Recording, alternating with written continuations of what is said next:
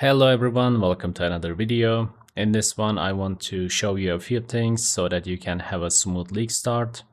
Most of you might know these things, but for those of you that don't, I'm sure these will come in handy as we progress through the league.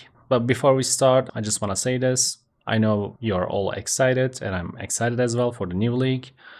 But whatever you do, please take care of yourselves.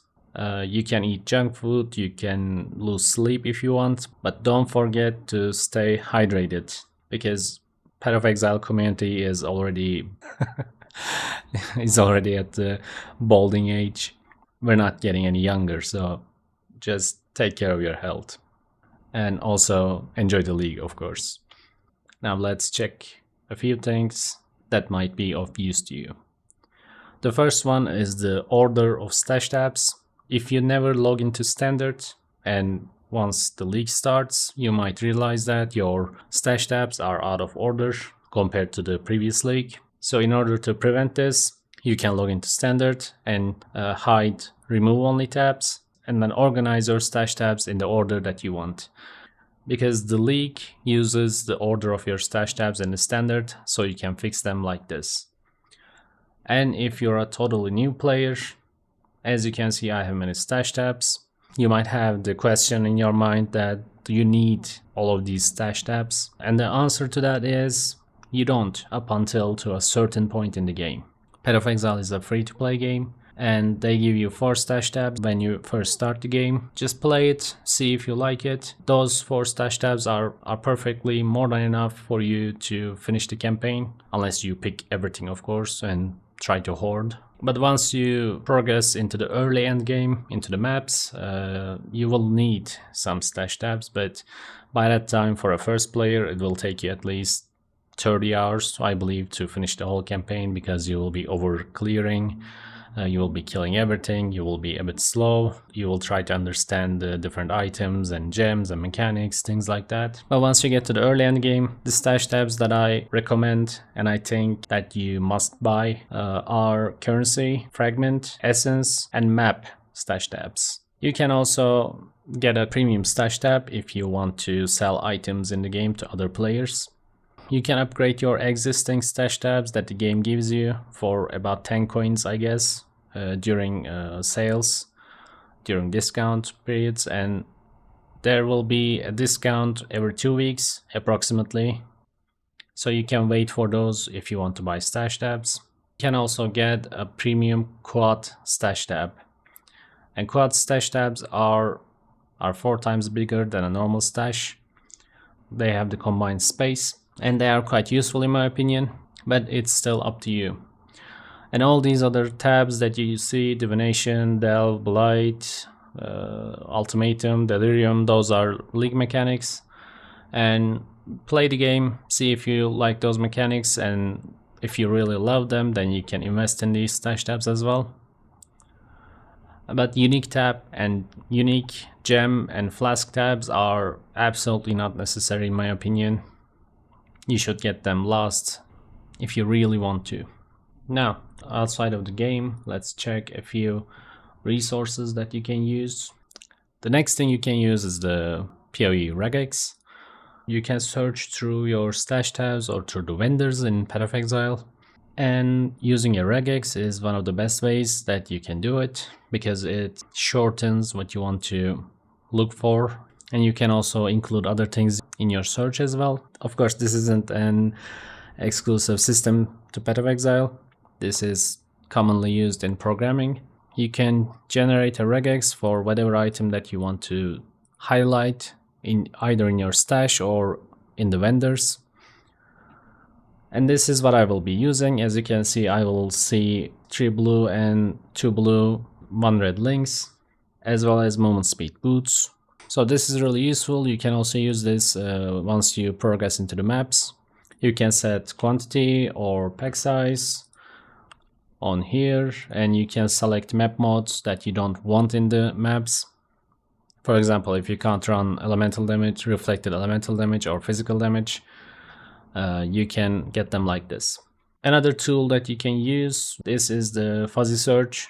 This may not seem like a lot, but when you want to search something on the trade site, this will help you. Because, for example,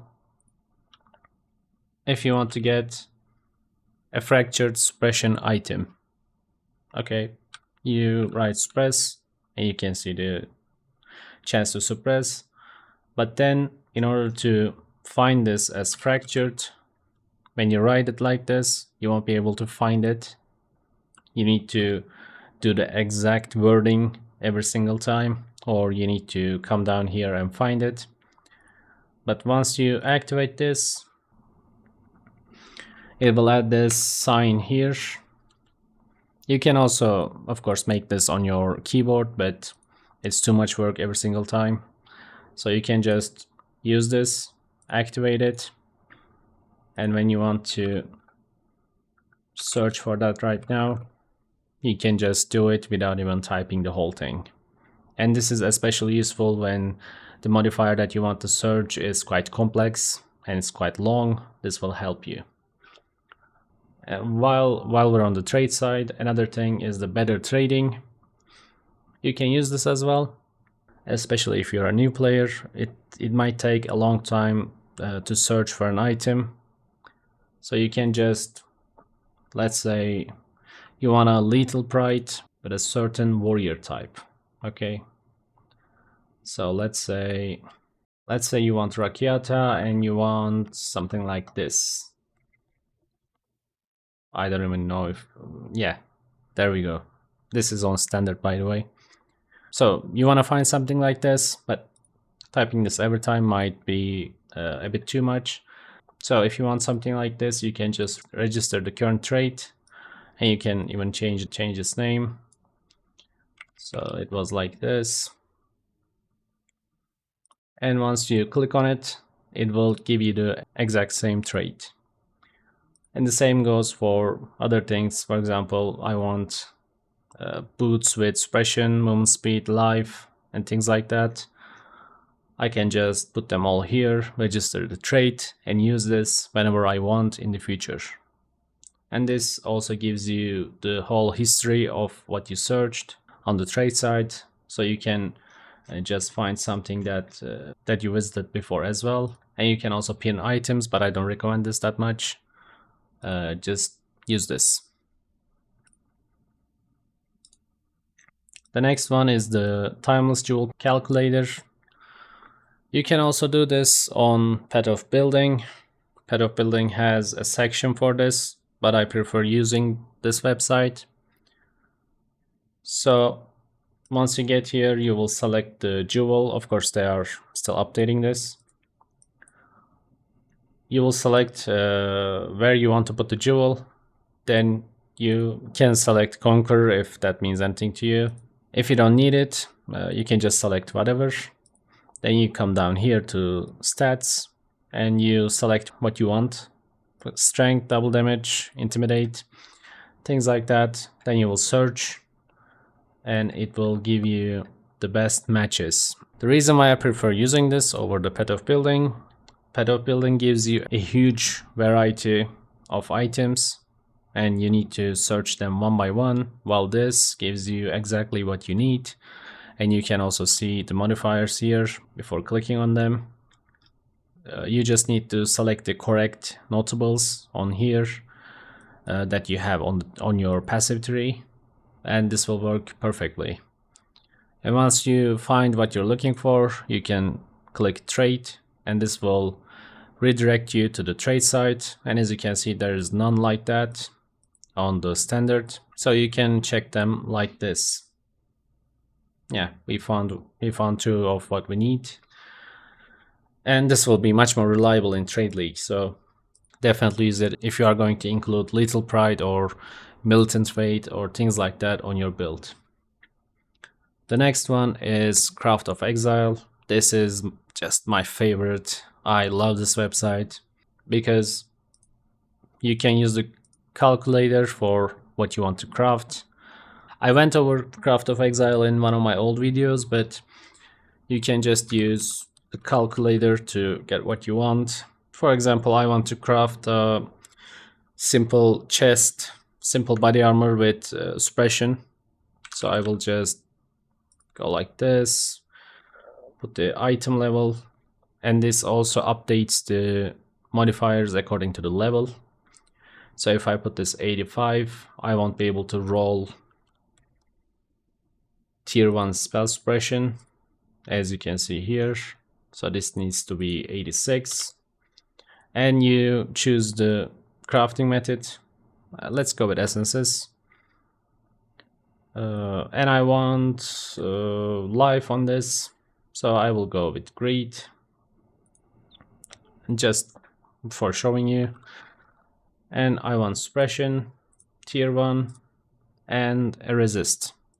Let's say chaos.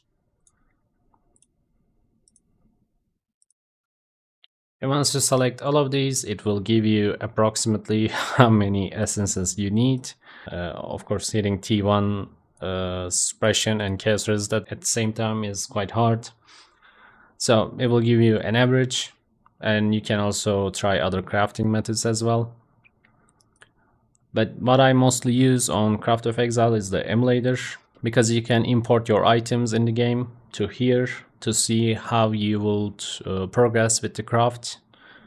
So you're crafting something, you want to see what this crafting method will lead to.